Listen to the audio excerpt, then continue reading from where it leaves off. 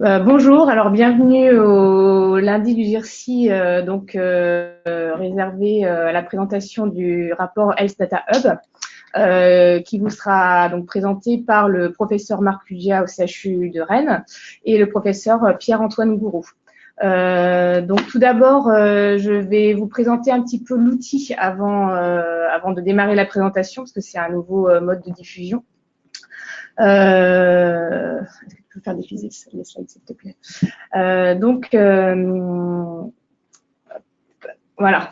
Donc vous allez ver sur votre droite une fenêtre qui s'affiche.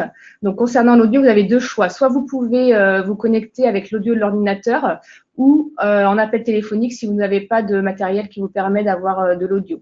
Donc vous cliquez sur l'option souhaitée et en fonction vous vous connectez donc soit l'audio de l'ordinateur ou vous appelez le numéro qui est indiqué dans le petit panneau présenté.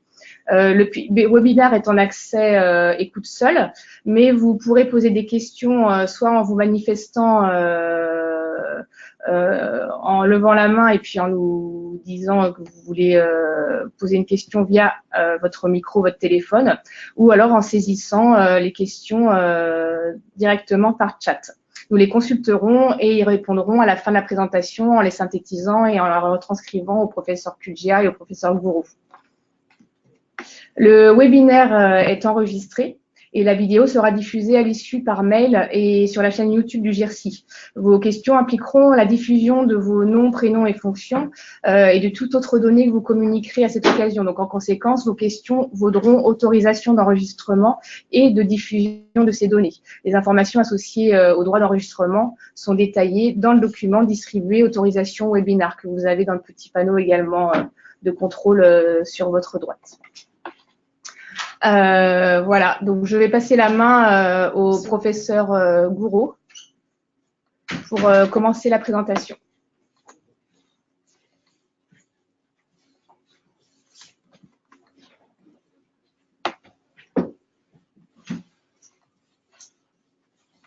Bien, bonjour à tous.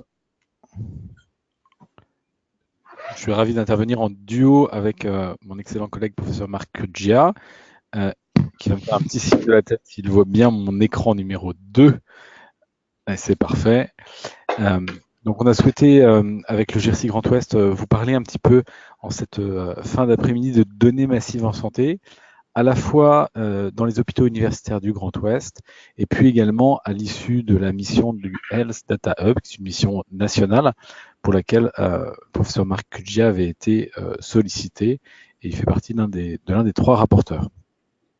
Alors nous vous proposons cette fin d'après-midi d'abord de préciser un petit peu de quoi parle-t-on en termes de données massives en santé, avec quelques repères sur ces usages, ce qui change, les nouvelles données qui sont disponibles.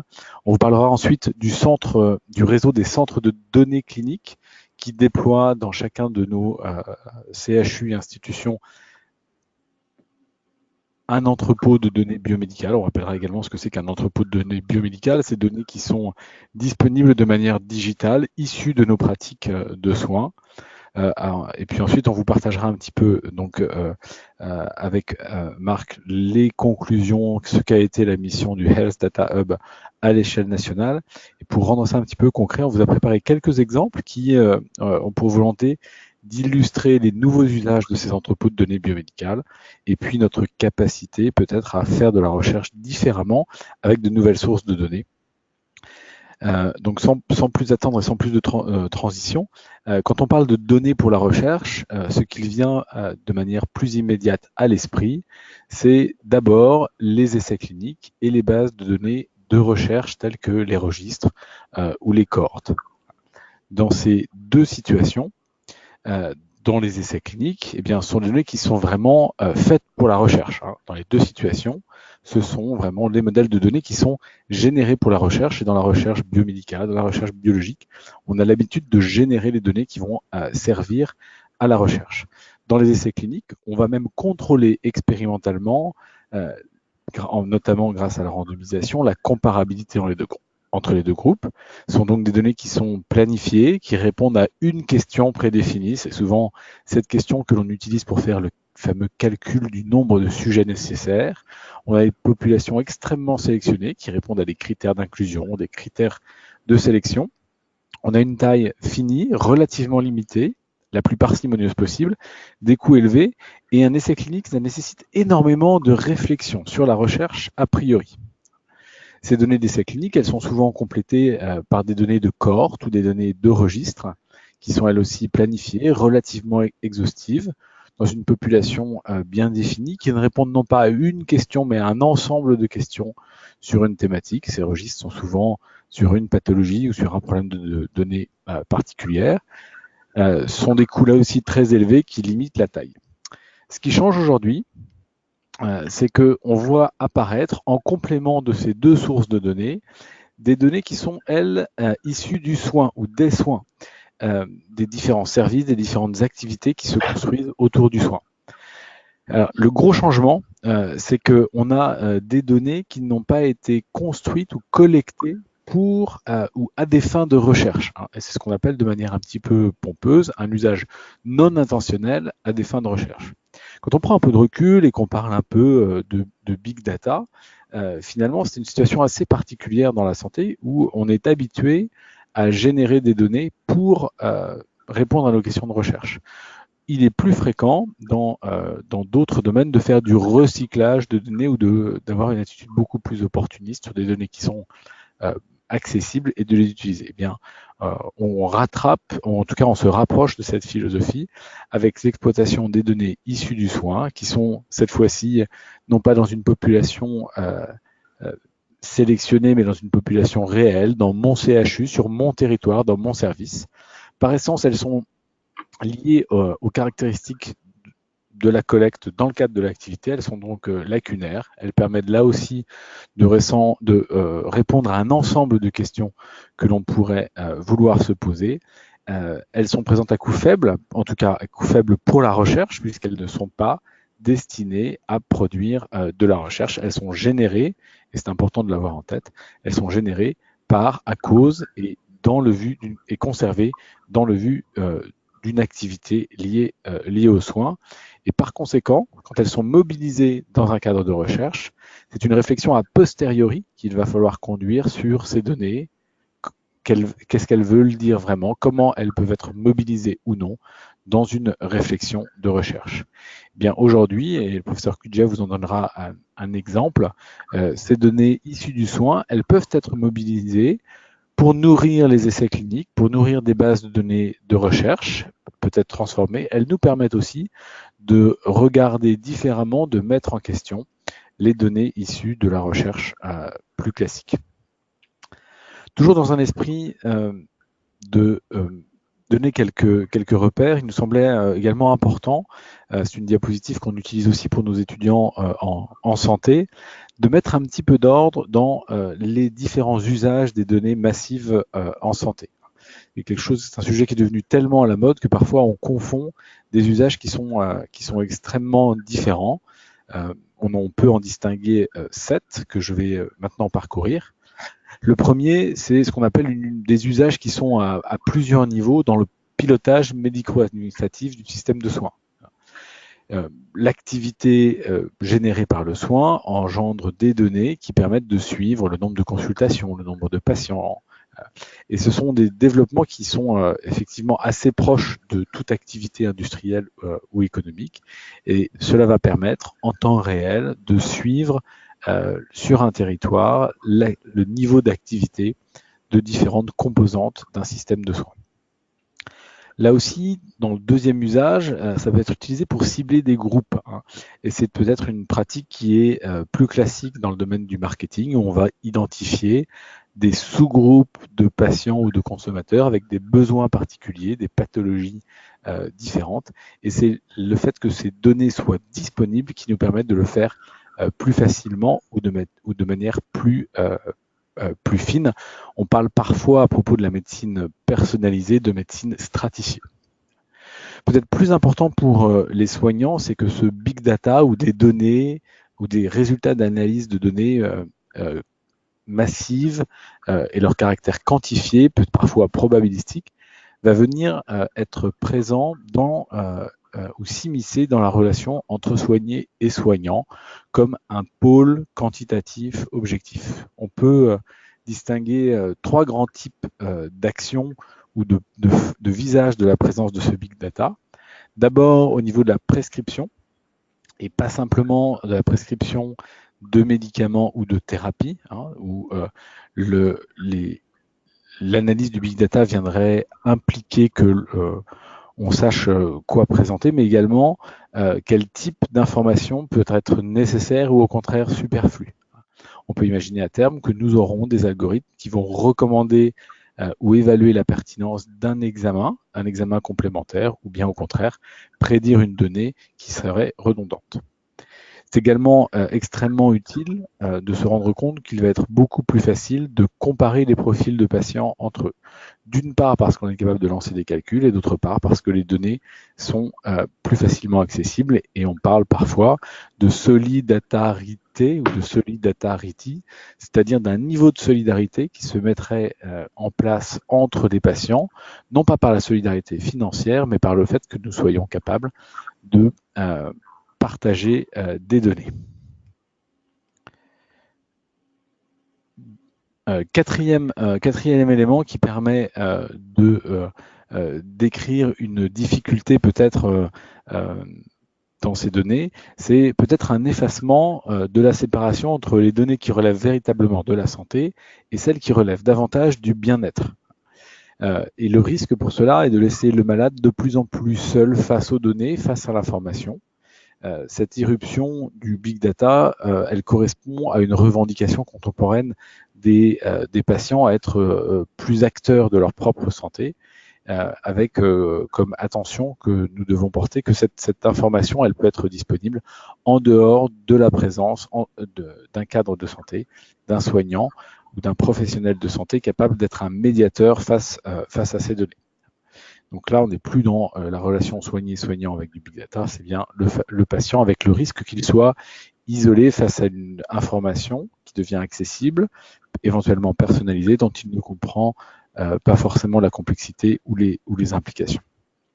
Cinquième type d'usage, il s'agit, et c'est un usage tout à fait différent, de détecter des événements anormaux. On peut penser évidemment à la phase 4 des médicaments, à la pharmacovigilance, aux bactéries multirésistantes, à la stérilisation, à l'infectiovigilance. Les données vont être utilisées cette fois-ci pour aller regarder aux marges d'un jeu de données des événements qui vont être qualifiés d'anormaux ou d'exceptionnels, de comportements particuliers qui mériteraient d'attention.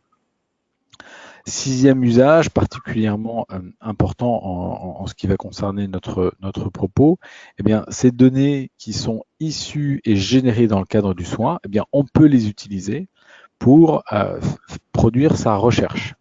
Et je crois qu'il y a véritablement une épidémiologie du XXIe siècle, puisque ces données sont disponibles avec toute la réflexion épidémiologique sur les biais, sur l'analyse des corrélations, les modélisations que l'on peut appliquer à ces données, va se trouver mobilisée par ces nouveaux types de données avec toute leur complexité, je dirais, supplémentaire, puisqu'elles n'ont pas été construites pour être utilisées dans le cadre du soin. C'est enfin, et ce sera le septième usage, un enjeu pour la formation des professionnels de santé, dont les usages et les interactions vont être de plus en plus conditionnés par leur capacité à se saisir de l'usage même des données massives en santé. Donc il s'agit bien de se sensibiliser, les étudiants en formation dans nos CHU sur les modifications qu'engendre la présence ou l'omniprésence de ces données quantifiées. Dans ce contexte, les CHU sont véritablement ce qu'on appelle des carrefours de données sur un territoire de santé. Et ils posent vraiment la question de l'articulation entre une vision nationale de l'accès aux données et puis un accompagnement qui serait beaucoup plus local, peut-être à proximité des lieux de production des données, et qui requiert aussi une confiance vis-à-vis des usagers des systèmes de soins qui sont à l'origine de la production de ces données avec les soignants. Et donc, a été mis en place dans ces CHU des circuits d'information qui sont individuelles et qui sont systématiques pour chacun des patients. L'enjeu pour tous, à la fois du point de vue scientifique et du point de vue réglementaire, c'est de faciliter, de démocratiser la recherche sur des données de santé qui sont désormais disponibles à travers nos systèmes de soins. Alors, ces CHU de Carrefour de Santé, on va l'aborder dans un instant avec le professeur Kudja qui va nous parler de l'organisation interrégionale des centres de données cliniques. Je crois qu'il est très important de ne pas être berné par la quantité des données ou d'être berné par une idée relativement moderne qui consisterait à laisser croire ou à penser que les données parlent d'elles-mêmes.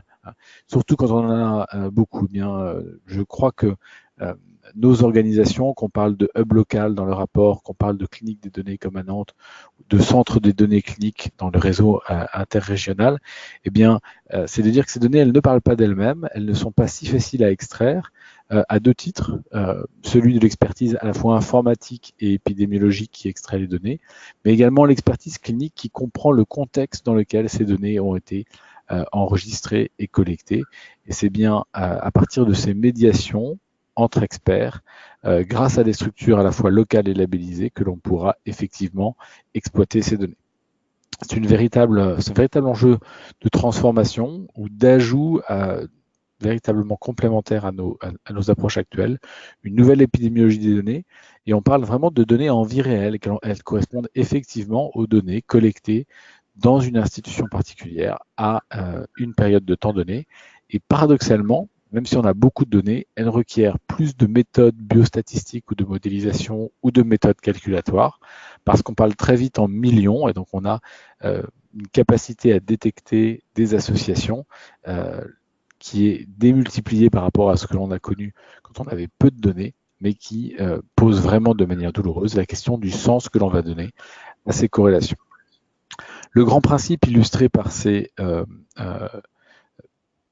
CHU, vraiment carrefour de données sur un territoire de santé, eh bien, c'est de n'être jamais seul face aux données. C'est-à-dire jamais seul, c'est-à-dire pas sans les collègues cliniciens, soignants qui ont participé à la production de ces données, qui ont l'expertise fine du contexte dans lequel ces données ont été créées, et pas non plus sans les collègues capables d'extraire les informations dans les systèmes de soins qui sont complexes, que l'on parle du PMSI ou bien d'autres données collectées dans les différents services. Et c'est, je crois, vraiment la force du collectif, la force des hôpitaux universitaires du Grand Ouest que d'avoir su partager ces données et de déployer sur les différents terrains de nos CHU des structures locales et labellisées pour pouvoir accompagner cette évolution.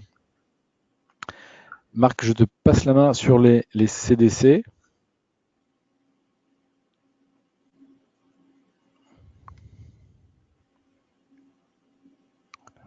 Est-ce que Et je te passe la main pour être présentateur. Oui, bonsoir à tous. Donc merci Pierre-Antoine pour cette introduction qui... attendez, je affiche mon écran. J'espère que vous voyez la présentation. Donc effectivement, cet enjeu d'utilisation des données de santé, elle nécessite à la fois de penser à mettre en œuvre des aspects technologiques que l'on va préciser, mais aussi une organisation intra-hospitalière qui permette d'exploiter ces données dans de bonnes conditions. Et donc, la notion de centre de données cliniques, ça a été une notion qui a été inventée par nos collègues brestois, par Eric Stendel, qui s'était posé la question de créer au sein d'un établissement une structure qui permette à la fois de collecter et de valoriser les données qui sont produites au cours de la prise en charge des patients qui sont générées par l'hôpital, puisqu'avec la transition vers un dossier patient électronique, avec la dématérialisation des données que l'on a connue avec la mise en œuvre des dossiers patients informatisés, cette vague d'informatisation a permis de générer de la donnée qui était uniquement, effectivement, utilisée principalement dans le cadre du soin, de la prise en charge des patients, Et très tôt, il s'est trouvé que on a pensé collectivement que ces données pouvaient bénéficier d'autres usages. Et l'idée avait été lancée donc de proposer un projet entre Brest et Rennes de création de centres de données cliniques et de mettre en œuvre effectivement l'infrastructure nécessaire à la collecte et à l'usage de ces données. Alors, qu'est-ce que c'est un centre de données clinique? C'est d'abord un guichet unique intra-hospitalier qui va recevoir l'ensemble des demandes d'exploitation de ces données massives hospitalières. Et l'idée, comme l'a souligné Pierre-Antoine, c'est d'apporter une expertise méthodologique, technologique, scientifique, réglementaire autour de l'exploitation de ces données. C'est donc l'idée aussi de fournir un certain nombre de services en soutien à la recherche, mais on verra que des usages de ces données massives sortent aussi du champ de la recherche clinique. Hein. Donc, on a cité quelques exemples, par exemple pour l'aide à la production du PMSI, par exemple, ou la pharmacovigilance. Et l'idée, c'est effectivement de pouvoir répondre aux sollicitations des collègues cliniciens, des professionnels de santé qui ont des besoins de réutilisation dans le cadre de leurs travaux. Et effectivement, je crois qu'il y a un élément absolument essentiel dans cette nouvelle façon d'appréhender ce domaine, c'est de construire des équipes qui soient véritablement multidisciplinaires, qui aient des compétences effectivement en informatique, en statistique, en machine learning, de nouvelles compétences que l'on met sous le terme de data science, de science des données, mais aussi, bien sûr, d'être en très forte proximité avec le métier, avec les collègues qui génèrent les données et les exploitent. Donc, c'est une structure de confiance, hein, parce que vous verrez effectivement qu'il s'agit de collecter des masses de données importantes, individuelles, donc sensibles. Et donc, le centre de données cliniques est une structure de confiance hein, qui donc construit et gère un entrepôt de données biomédicales, effectue les traitements qui sont nécessaires pour la réalisation de projets, tout en assurant la traçabilité des accès et de ces traitements dans un respect strict du cadre éthique, juridique et réglementaire. Et vous savez que sur ce point, le RGPD a affermi la nécessité d'encadrer l'usage de données personnelles et d'autant plus dans le cadre d'une utilisation dans le champ de la santé. Et puis, je pense qu'il y a un élément aussi important grâce à cette réutilisation de données, c'est de mettre en lumière aussi, on a parlé du caractère lacunaire des données, des aspects de qualité et de pouvoir les mesurer de telle manière à ce que notre système d'information, nos dossiers patients soient mieux remplis, soient plus complets, puisque au-delà du soin, si l'on propose aux collègues de réutiliser leurs données pour une valorisation, par exemple, scientifique, eh bien, la boucle est bouclée en termes de cercle vertueux. On va être plus complet, plus descriptif dans nos dossiers médicaux et de fait améliorer de façon transitive la prise en charge des patients. Puis également, pour nous, en tout cas, je pense que Pierre-Antoine en est parfaitement convaincu, les centres de données cliniques, c'est aussi un lieu de recherche méthodologique, technologique sur les données en santé. Et c'est aussi la possibilité de développer une recherche et développement, particulièrement en data science. Alors, très schématiquement, hein, qu'est-ce que c'est qu'un entrepôt de données? Eh bien, un entrepôt de données, comme vous le voyez à gauche, ça va simplement en fait décloisonner les données hospitalières.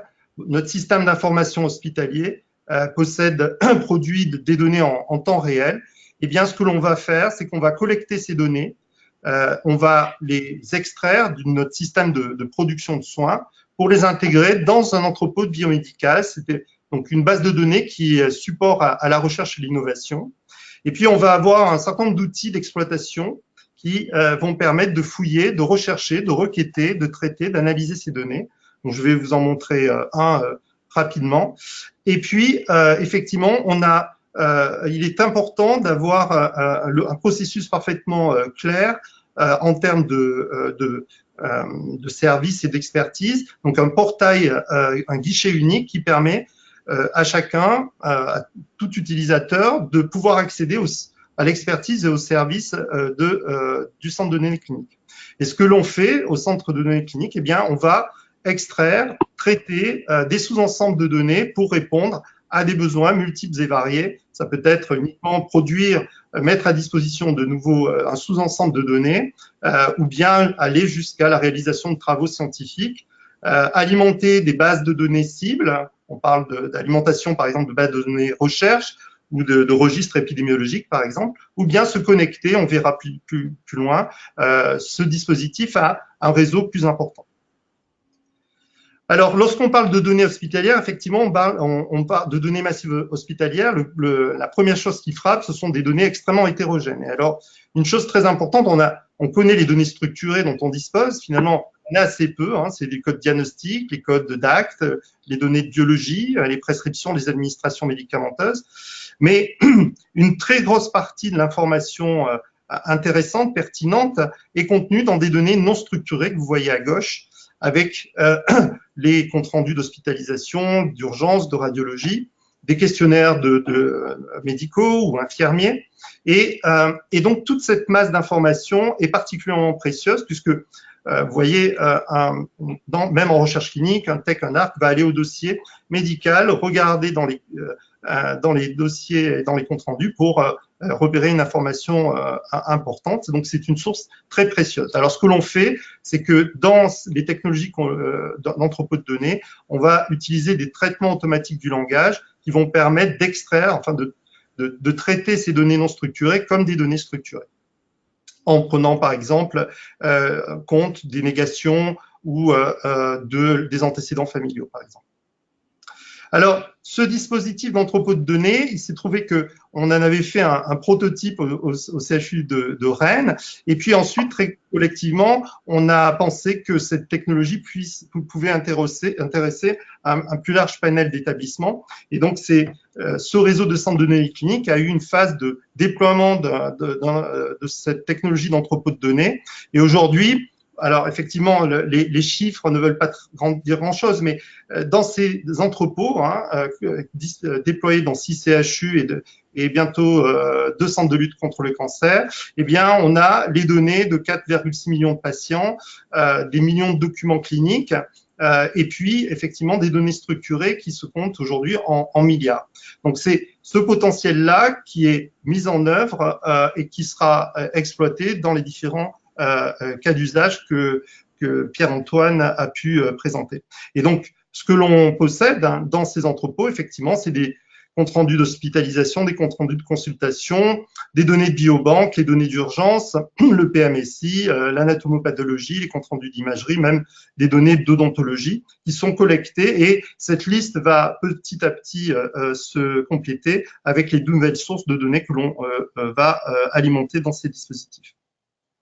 Alors, j'ai prévu une très courte démo de ce qu'est un requêteur d'entrepôt de données pour vous montrer quelle est la technologie et comment ça fonctionne. Tout simplement, sur un cas très simple, puisqu'il là, il s'agit simplement de repérer des patients adultes présentant ou ayant consulté pour une fibrillation atriale avec une biologie, un INR supérieur à 3 et sur une période de temps qui serait 2016.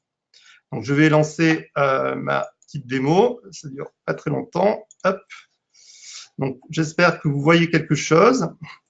Pierre-Antoine, tu vois. Donc, voilà. Donc, ici, on a un écran qui va permettre de créer des requêtes sur, ici, une base de 1,2 million de patients. Et ce que je vais chercher, vous voyez à gauche, je vais chercher des mots-clés. Je vais chercher donc tous les patients qui ont dans leur compte rendu une mention de fibrillation atriale. Donc, le dispositif va calculer immédiatement sur l'ensemble de ces patients, de cette base de données, le nombre de patients retrouvés.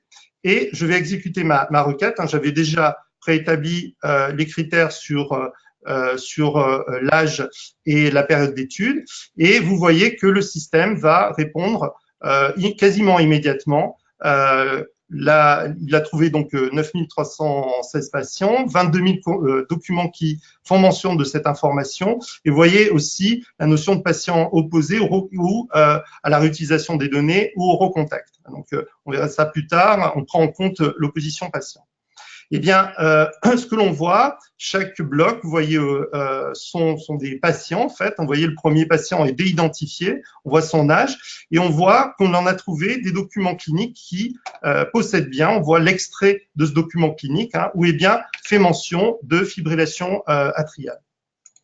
Alors, je peux effectivement consulter un élément très important dans un entrepôt de données, c'est de pouvoir retrouver le contexte de l'information et consulter immédiatement le compte-rendu qui a été déidentifié et retrouver bien l'information que l'on cherchait au sein de ce dossier. Donc, on a là, très simplement, recherché un terme dans cette masse très importante de données. Alors, ce que l'on a trouvé ici, c'est des concepts fibrillation artérielle. Un élément intéressant de traitement automatique de la langue, c'est de pouvoir enrichir sémantiquement cette requête et chercher notamment toutes les fibrillations auriculaires. Et donc, ce système va détecter automatiquement et rechercher également les synonymies ou toutes les formes de ce type et les présenter. Vous voyez, j'ai augmenté mon nombre de patients grâce à cette préindexation sémantique qui permet également de trouver les FA comme les fibrillations auriculaires, comme les fibrillations atriales. On peut également accéder à l'ensemble des documents de ce patient qui là sont encore déidentifiés et puis filtrer sur un certain nombre de documents. Hein. Par exemple, je vais chercher tous les éléments, tous les documents en cardiologie et pouvoir éventuellement les consulter pour pouvoir affiner ma requête. On a également, bien sûr, un élément important, c'est de pouvoir aussi croiser cette information avec des éléments structurés, par exemple ici de la biologie. Donc, je recherche tous les patients qui ont effectivement une fibrillation auriculaire, qui ont un INR supérieur à 3. Et donc, on a intégré dans l'entrepôt donc ces éléments structurés. On va chercher ce critère, on va inclure ce critère d'éligibilité en mettant le seuil à 3 et le système va donc faire l'intersection entre la notion de fibrillation auriculaire et un INR élevé. Et donc, le résultat, vous l'avez en quelques secondes. On a ici 2500 patients où vous allez voir effectivement à nouveau pour un patient, par exemple ici, la notion de fibrillation et l'INR. Également, on peut consulter ce document pour avoir tout son contexte, avoir les autres éléments d'interprétation de l'hémogramme et de la formulation et du test d'hémostase. On a également la possibilité d'avoir quelques statistiques de base, donc c'est pas un outil de statistique, mais qui permet de voir effectivement le sexe ratio et l'âge de cette population de patients. Et enfin, on peut potentiellement aussi retrouver ces patients, par exemple si l'on cherche à les recruter dans un périmètre géographique, retrouver ces patients sur le territoire en quelques secondes, si j'ose dire, puisqu'on a l'ensemble de ces informations dans ce dispositif. Voilà. Donc j'arrête là cette démonstration, mais c'était simplement pour vous illustrer de manière très opérationnelle ce que l'on, avec des fonctions vraiment de base, hein, une partie des outils qu'on déploie, ce que permet le décloisonnement de l'ensemble de ces données et la possibilité d'y rechercher par exemple une sous-population.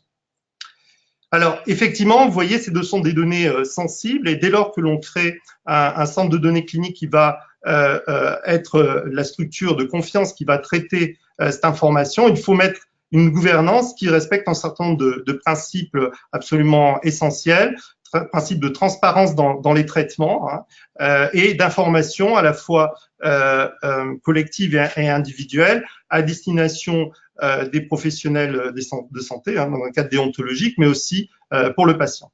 Il s'agit aussi d'avoir un accord entre les producteurs et les utilisateurs de données, de sorte que chaque demande va faire l'objet d'une procédure qui mettra, je dirais, les termes de l'accord et de la réalisation de cette étude. Bien sûr, les droits d'accès devront être donnés aux utilisateurs en fonction de chaque étude. Donc l'idée, c'est que effectivement, on ne met à disposition, et ça c'est le principe de parcimonie, uniquement les données de l'entrepôt, issues de l'entrepôt, qui servent à la réalisation de l'étude. Et bien sûr, donc l'élément clé du respect des droits des patients, avec aujourd'hui une prise en charge de la non-opposition à l'utilisation de ces données, donc un système d'opt-out qu'il faudra probablement faire migrer vers un consentement par étude des patients.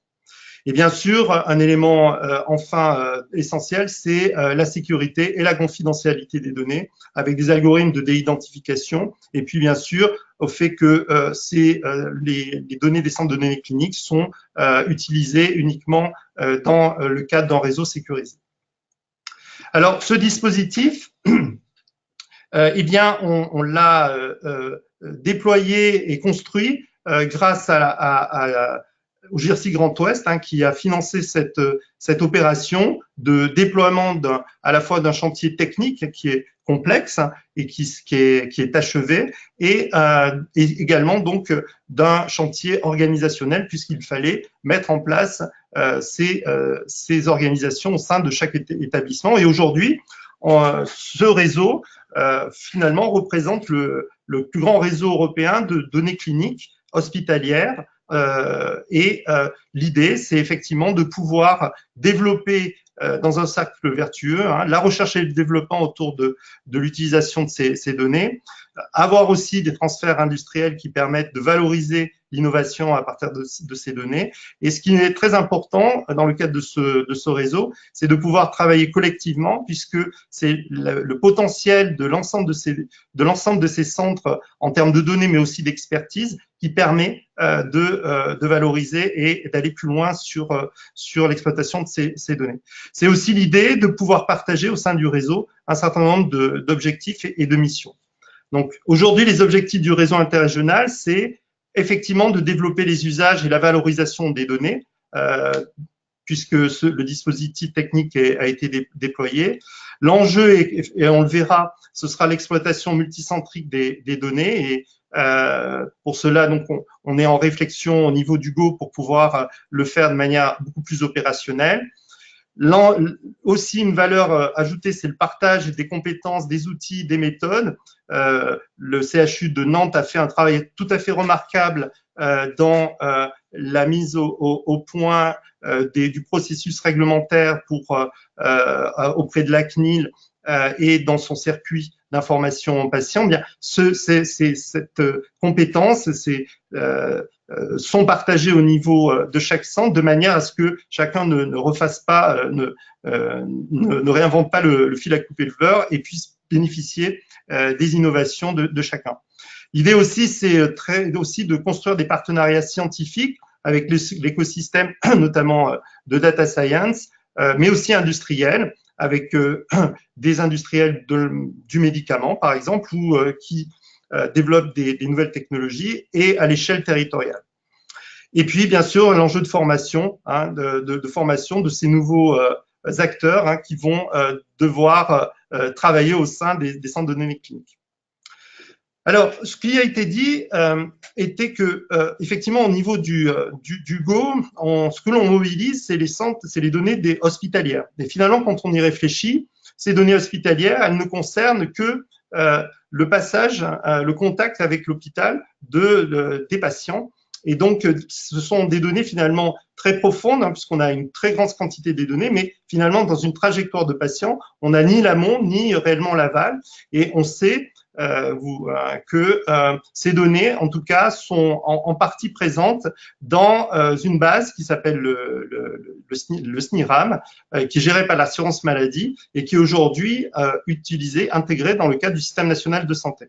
Et on voit que si on veut potentialiser et avoir véritablement tout le suivi de nos populations de patients, eh bien, il faut pouvoir chaîner intégrer les données d'établissement avec les données d'amont et d'aval présentes dans le SNIRAM.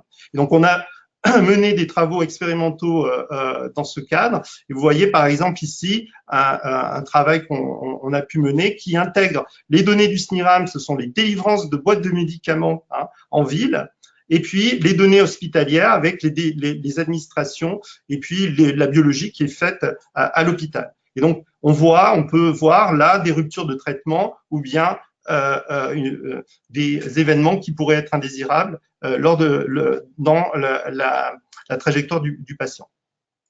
Voilà. Et donc, cet enjeu finalement de se dire, eh bien, chaque source de données est complémentaire les unes des autres, déjà dans Hugo, de pouvoir permettre des traitements multicentriques de ces données, mais aussi d'enrichir ces données avec des données d'amont et d'aval.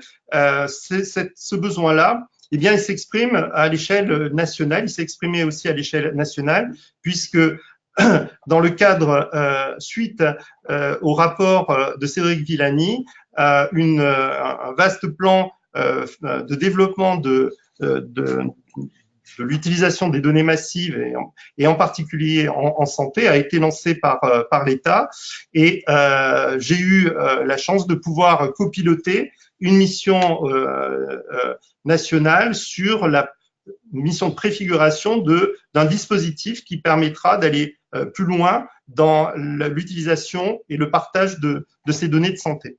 Donc, je vais vous présenter très rapidement les conclusions de cette mission. Donc, je n'étais pas seul, j'étais associé avec Dominique Polton, qui est présidente de l'Institut national des données de santé, qui était donc copilote de la mission, et puis Gilles Weinrib, qui est cofondateur d'une start-up qui s'appelle Hawkin et qui fait de l'intelligence de l'IA sur les données de santé.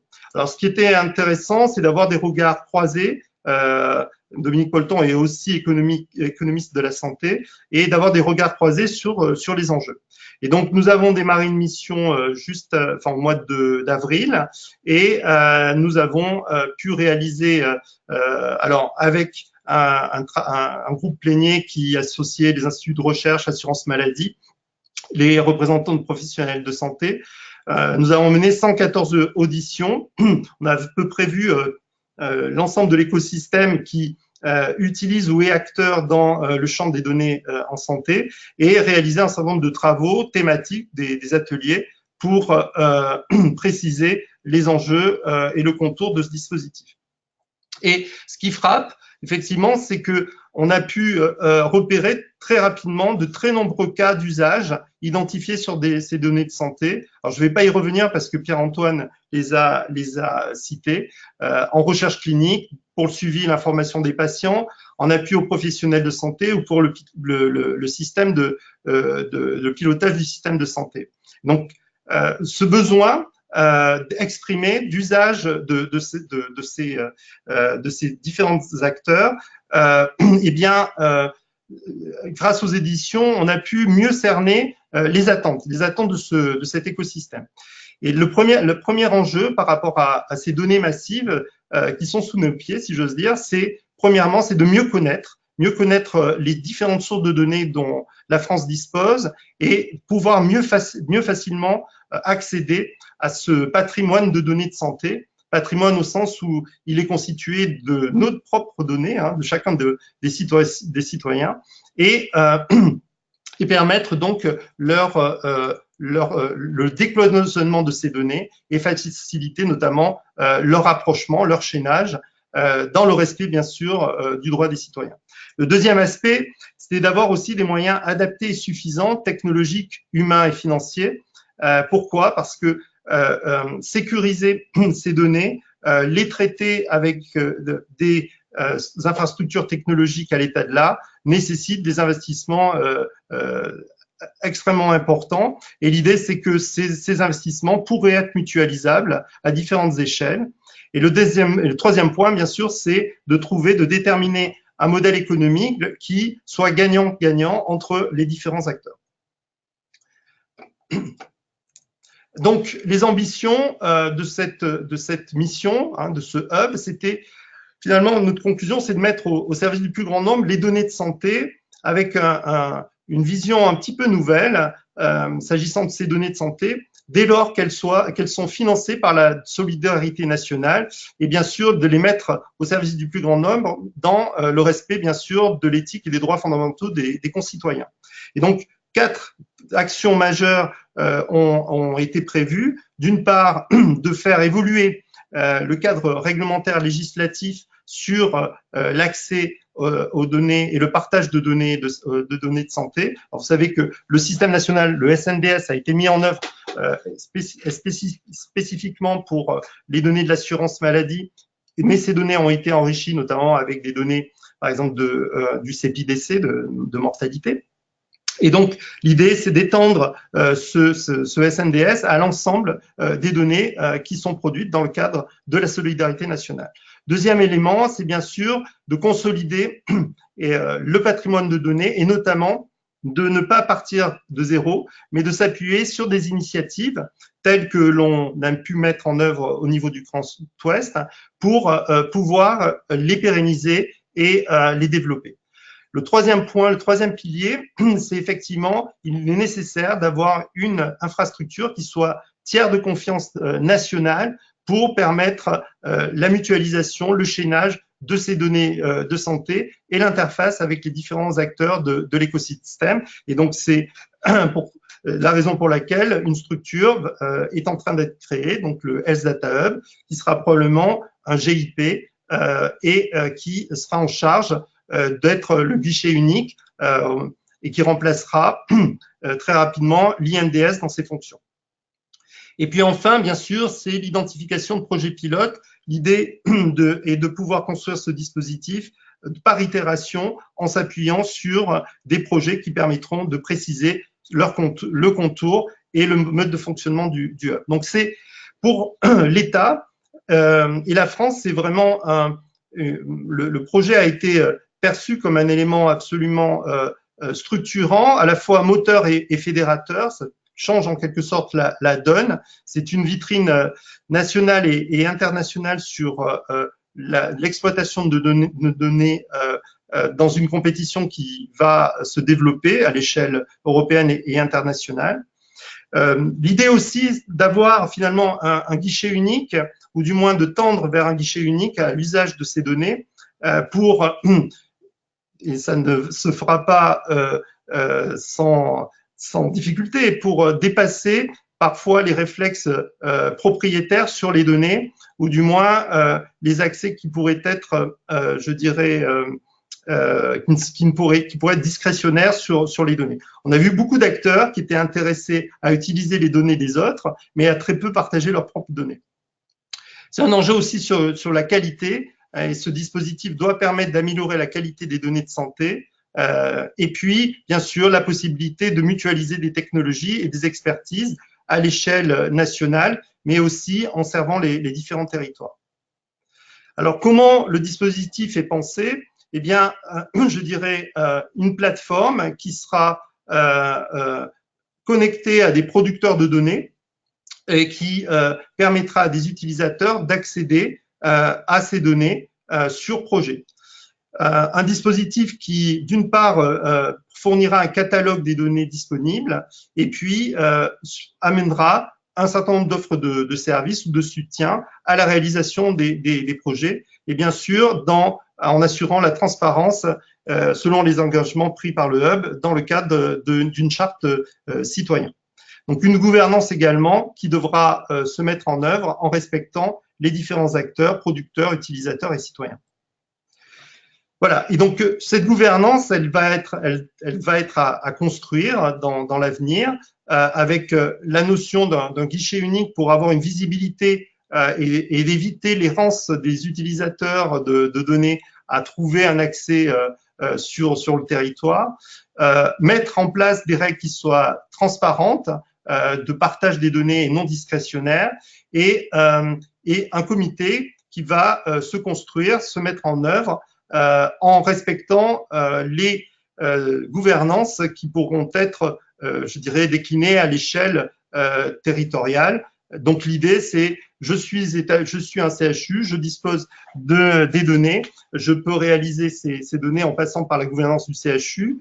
Je suis un groupe territorial, eh bien j'ai une instance qui va être représenter la gouvernance à l'échelle de ce territoire, et ainsi de suite.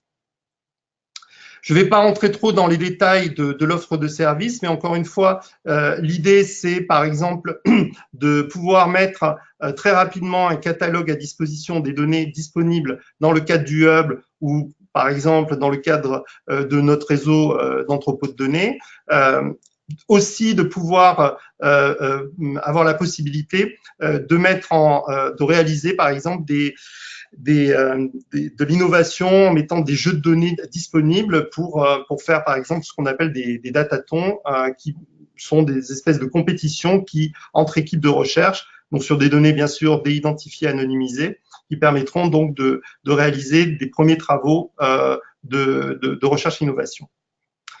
Alors, ce dispositif de Health Data Hub, on l'a souhaité, je dirais, déconcentré. Donc, comment il va se présenter? Donc, il y aura un nœud central qui est des hubs locaux. Donc, un hub central qui sera dédié essentiellement aux grandes collections de données nationales. Quand je dis grande collection, c'est effectivement le SNDS actuel, c'est-à-dire le SNIRAM enrichi avec le PMSI et les données du CPDC, mais également les grandes cohortes tels que Constance, les registres épidémiologiques gérés par des grandes institutions comme l'INSERM, et puis une déclinaison de hubs locaux qui vont permettre de ramener aussi les moyens et l'expertise au plus près de nos établissements, donc de pouvoir aussi bénéficier de l'infrastructure qui va être mise en œuvre, à la fois de sécurisation, de stockage et de calcul, à l'échelle la plus proche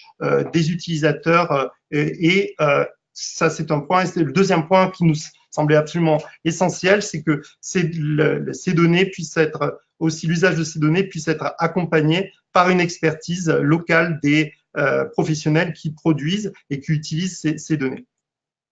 Donc l'ambition que l'on souhaite pour le Grand Ouest, c'est de saisir la chance de ce Health Data Hub pour pouvoir être un des premiers lieux, un des premiers nœuds, un des premiers hubs locaux à l'échelle interrégionale, de telle manière à ce que aussi nous puissions bénéficier de l'accès aux grandes collections de données nationales, enrichir nos données et développer les services, l'expertise et la valorisation de ces données.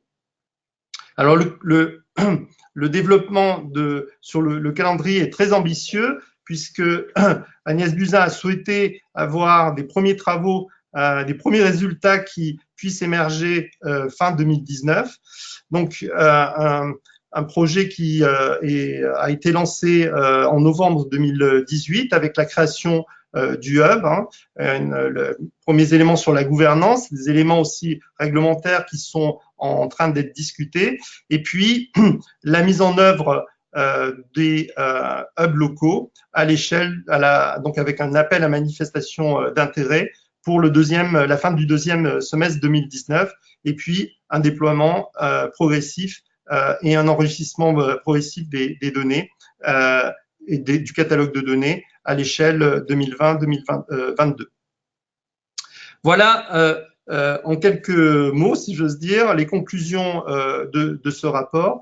Et je laisse la parole à Pierre-Antoine pour présenter la façon dont un CDC, localement, de manière concrète, s'est organisé dans un établissement, au CHU de Nantes. Voilà, merci. Donc, je vais reprendre un petit peu la parole pour entrer peut-être dans la phase la plus concrète de l'accompagnement, cette notion d'accompagnement local qui nous est chère à Marc et puis dans l'ensemble des centres des données cliniques. Alors, je vais être sûr que hop, vous voyez bien le bon écran. Hop. Vue du public.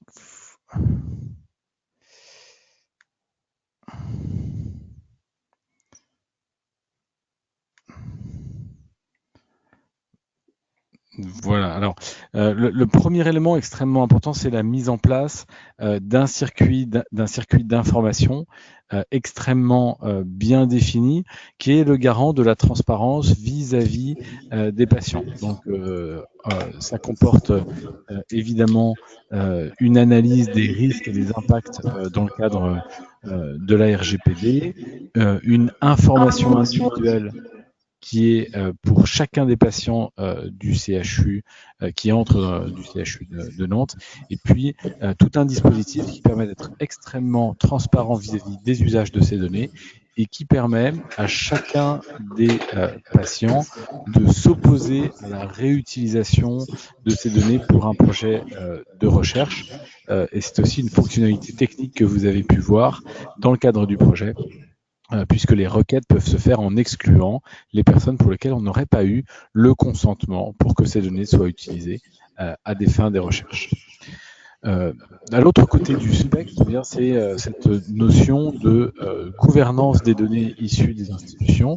Et donc, dans chacun des centres, selon des modalités variables, eh bien, nous partageons tous ce même attachement à faire en sorte que personne ne soit finalement jamais seul face à l'accès aux données. Donc, il y a un nombre limité de personnes qui a accès à l'outil et hop, ce sont des gens qui sont formés qui sont habilités du point de vue de la sécurité des données et qui agissent en tant que structure de confiance reconnue par la CNIL entre un investigateur et la masse de données collectées à travers l'activité de soins dans chacun des centres et dans chacun des centres interconnectés à partir du réseau disponible dans les hôpitaux du Grand Ouest. Ce sont aussi des structures, ces centres de données cliniques hébergés au sein de la clinique des données à Nantes qui rassemblent différents experts, des experts de l'épidémiologie, des experts des cellules d'épidémiologie clinique, des centres d'investigation clinique, des départements d'informatique médicale, avec un soin tout particulier à ce que la réglementation se fasse en bonne intelligence avec les DRCI de chacune de nos institutions. Cette gouvernance des données, cette procédure de prise en charge des projets, des requêtes, eh bien, elle met en œuvre un staff hebdomadaire, scientifique, à la fois scientifique et réglementaire, et qui se fait au plus proche de l'activité clinique. Donc, de manière tout à fait explicite, eh bien, il y a des locaux, des experts qui sont dédiés à la prise en charge de ces projets. Et ces projets sont discutés à la fois du point de vue scientifique et réglementaire pour leur proposer un accompagnement optimal. Et donc, on a bien cette notion de duo entre un expert épidémiologique, biostatistique, informatique et un expert clinique qui connaît à la fois la problématique, la question et puis les contextes dans lesquels les données sont générées. Donc, c'est bien une prise en charge par projet qui s'effectue dans chacun des centres et qui est le médiateur à l'accès de l'ensemble des données, à la fois sur sa déclinaison locale, les entrepôts de données biomédicaux, avec les dizaines de millions de documents, de données structurées et de patients qui sont accessibles, mais également lorsqu'il s'agit de requêtes avec une granularité d'informations moindre pour le moment dans le système national des données de santé. Donc, les demandes peuvent concerner des dénombrements, combien de patients sont disponibles. On va rentrer dans un instant dans quelques exemples. Et puis, ce sont à la fois des données qui peuvent être issues du service clinique dont est originaire l'investigateur, mais également mobiliser des données qui sont générées dans d'autres services. Et à ce moment-là, on met en place un système de référents, d'informations, et c'est souvent nécessaire sur le plan scientifique pour être certain que ces données sont effectivement bien comprises. Et la situation est encore plus délicate quand il s'agirait d'un usage externe au CHU pour des entités tierces qui souhaiteraient avoir accès à l'information dans le cadre d'un contrat passé avec les établissements. Donc cette gouvernance, c'est une des garanties du respect éthique, réglementaire et scientifique pour chaque projet de recherche. Elle agit comme structure tierce, structure experte, structure de confiance vis-à-vis des projets et elle garantit aussi la mise en œuvre de l'opposition de chacun des patients vis-à-vis de ces projets. Et une des modalités d'information possible est l'affichage des projets qui sont déployés sur cet entrepôt de données biomédicales sur les sites web des CHU.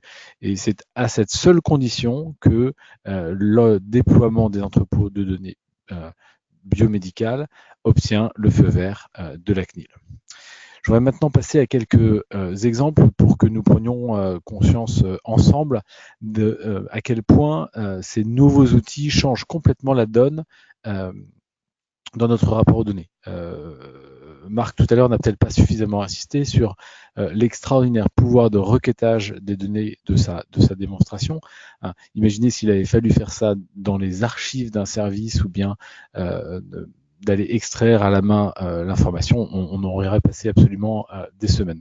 Et bien, cette même démarche que je voudrais adopter à partir d'un cas réel que l'on a fait pour un de nos collègues qui cherchait à identifier des patients atteints de rectocolite hémorragique et mesurer combien de patients seraient potentiellement mobilisables à partir de ces données. Alors, traditionnellement, avant le déploiement des entrepôts de données biomédicaux, il est possible d'avoir recours à la classification internationale des maladies, la CIM-10, qui est utilisée par le PMSI.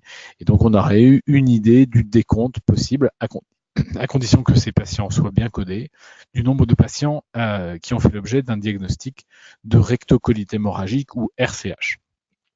Ces patients, on peut aussi les identifier à partir des biothérapies dont ils ont fait l'objet, soit des biothérapies classiques comme les anti-TNF ou bien d'autres biothérapies particulières. Et donc, on a évidemment une porte d'entrée à partir des traitements d'identification de ces patients. Donc, sur ces données, eh bien, on peut effectivement croiser la recherche sur une période particulière. Et je voudrais attirer votre attention sur les modalités d'interrogation de ces entrepôts de données. Il est naturel de penser en termes de patients, mais on pense parfois davantage en séjour ou bien ce que les Américains appellent une encounter, une rencontre, un passage d'un patient à un moment donné dans un service donné à l'hôpital. Et c'est en maîtrisant les logiques associées à la fois aux patients et au séjour que l'on va pouvoir déployer les requêtes visant ici simplement à dénombrer. Les outils permettent d'utiliser un certain nombre de mots et puis toute une série de caractères qui nous permettent d'exclure, par exemple, des antécédents familiaux de rectocolite hémorragique. Eh bien, on ne veut pas savoir si le frère, la sœur ou la grande-tante a eu une rectocolite hémorragique. On veut savoir si ce patient-là est atteint de la maladie.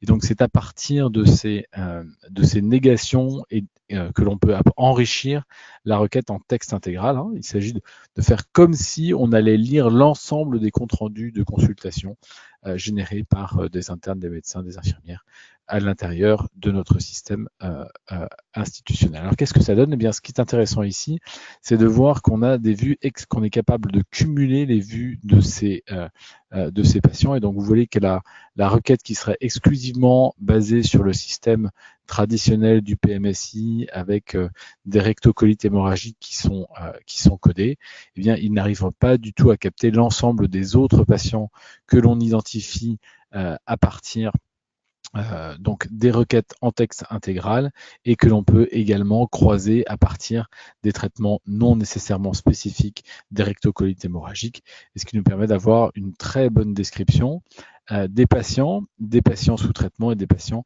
qui sont éventuellement qui n'auraient pas été retrouvés à partir du simple système de codage. Donc on peut à la fois réfléchir en consultation et multiplier les requêtes qui nous permettent de évidemment trouver un certain nombre de patients ici. Pour des raisons de temps, je vais passer un peu plus vite. Simplement, je voudrais insister sur la capacité du requêteur. Un entrepôt de données, c'est à la fois un outil qui permet de plonger dans les données et les données elles-mêmes. Bien, c'est la capacité à exclure ou à repérer grâce à des analyses du langage naturel des arguments négatifs, comme une consultation qui contiendrait, dans le rapport contiendrait pas d'argument pour une rectocolite hémorragique. Eh bien, nous sommes capables avec l'outil d'exclure l'identification de ces patients. Même chose pour ceux qui seraient de la suspicion ou en prévention de. pour les liens familiaux. Et puis avec cette architecture si particulière qui caractérise parfois les hôpitaux, le CHU de Nantes fait partie de ces hôpitaux où il y a plusieurs rez-de-chaussée, un haut, un bas, un rez-de-jardin. Eh bien, une rectocolite hémorragique, ce ne sont évidemment pas les patients qui sont transférés au rez-de-chaussée haut, c'est-à-dire le RCH. Marc, je te redonne peut-être la main pour un exemple dont on a déjà un petit peu évoqué la possibilité.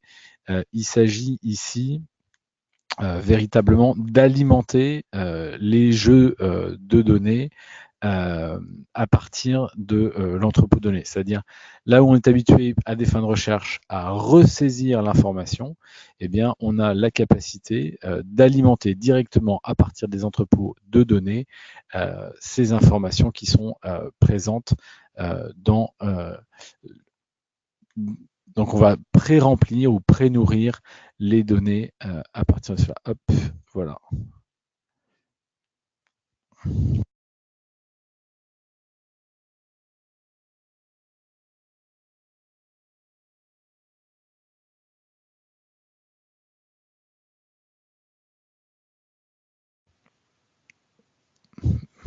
Marc, on ne t'entend pas.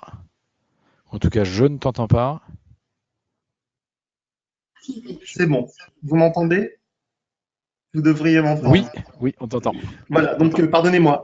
Donc effectivement, l'idée très rapidement a été au-delà de l'identification de cohortes, une fois qu'on a sélectionné notre population d'intérêt, c'est effectivement extraire les données d'intérêt pour alimenter une base de recherche.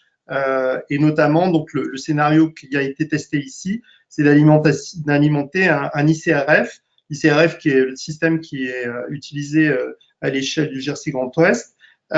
Et donc, on a fait une étude pilote qui s'est transformée en projet qui court toujours aujourd'hui sur une étude qui s'est mise en œuvre donc au CHU de Rennes, en l'occurrence. Là, donc, l'idée, c'était de pouvoir alimenter une base de données de l'étude avec les premières valeurs biologiques mesurées durant le séjour sur une étude donc qui s'était consacrée à l'étude de survenue de sepsis aux urgences. Donc, comment on a pu réaliser ce travail? Eh bien, on avait et l'évaluer. On avait l'étude avait déjà démarré, donc il y avait une collecte manuelle des données de biologie dans l'ICRF. Eh bien, on a rejoué l'extraction de cette information à partir de l'entrepôt de données et mis en œuvre un alignement, donc un transcodage pour alimenter cette base de données.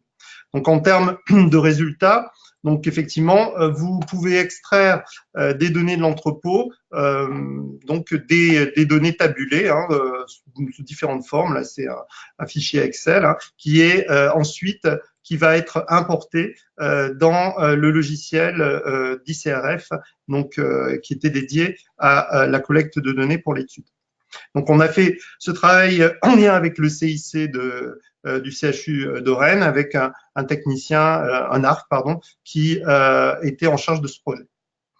Et effectivement, l'évaluation a montré que sur les 400 premiers patients inclus, on a pu exporter 9835 valeurs et parmi celles-là, on a pu montrer que on avait des valeurs qui étaient supplémentaires qui étaient retrouvées par l'entrepôt de données qui n'avaient pas été collectées et vues par le technicien.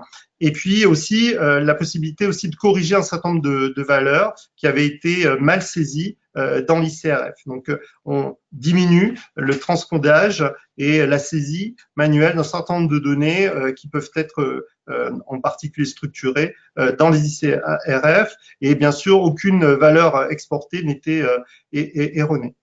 Et donc, ce dispositif court toujours puisqu'on extrait très régulièrement depuis l'entrepôt les données concernant cette étude et on alimente. Donc, on diminue le temps de saisie puisque le technicien n'a plus à se préoccuper de cette saisie coûteuse et pénible. Un autre cas d'usage que je voulais aussi vous montrer, c'est un travail qu'on a mené en partenariat avec le CHU de Brest en pharmacovigilance. Donc, vous voyez là, c'est l'idée de s'interfacer avec le CRPV et de pouvoir proposer des cas potentiels d'effets indésirables sur telle ou telle thématique. Là, en l'occurrence, c'était l'idée de pouvoir trouver des cas potentiels de choc anaphylactique médicamenteux. Et de la même manière, je ne rentrerai pas dans les détails, Pierre-Antoine a montré un diagramme de veine. En fait, on extrait des données potentielles, de cas potentiels de l'entrepôt de données, on les met à disposition du CRPV qui va pouvoir repérer dans ces cas proposés ceux qui effectivement présentent sont des vrais positifs. Et on voit qu'on améliore considérablement ce travail alors qu'il s'appuie essentiellement sur une notification du PMSI ou des notifications spontanées qui étaient bien insuffisantes. Dernier exemple que je voulais aussi vous montrer, c'est des choses un petit peu plus, je dirais, prospectives. Il s'est trouvé que on peut aussi tirer de cette masse de données que l'on possède dans ces entrepôts, non pas des informations individuelles, mais des signaux. Des signaux, ici, vous voyez l'extraction de signaux de l'épidémie de grippe à partir des données d'un entrepôt biomédical, hein, le même que je vous ai montré.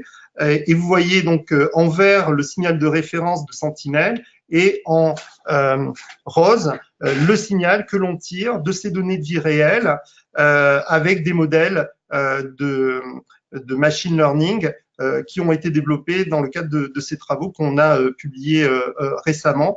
Et donc, ça prouve que l'usage de ces données peut aussi servir des enjeux de surveillance syndromique et pourrait aussi s'étendre à d'autres pathologies et un périmètre beaucoup plus large de données qui pourraient être mises à disposition de ces modèles. Et puis, je pense que je vais te redonner la main pour une dernière illustration, Pierre-Antoine. Voilà. Merci Marc. On voulait, pardon d'être un tout petit peu long et de dépasser un peu l'horaire prévu, mais on voulait vraiment insister sur le fait qu'il existe véritablement de vrais exemples de recherche publiés à un niveau international d'excellente qualité. Et donc c'est un papier qu'on a publié en début d'année dernière, après avoir longtemps travaillé sur des cohortes de recherche en sclérose en plaques.